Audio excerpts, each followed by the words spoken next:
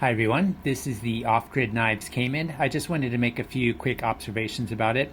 First of all, this model is now $50 instead of the $80, which it was initially priced at. I got this from Amazon, and one thing I noticed is that there's already a corrosion spot on the blade. It came that way at near the very top of the blade. Another thing I noticed is that the detent is pretty stiff, but the blade doesn't come out that strongly considering how stiff the detent is. I think it has to do with the geometry of the flipper tab being relatively towards the rear from the pivot point.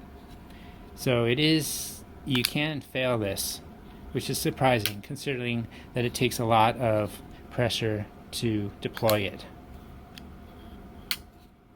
It doesn't fail all the time, but it is a possibility.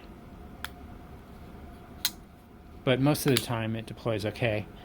One other thing I noticed was, at first I thought this knife was very comfortable, but then if I squeeze hard, it's actually quite painful for my middle finger. Both hands, if I squeeze hard, it feels really sharp right here where my finger is wiggling. So I don't think the ergonomics are that good, actually.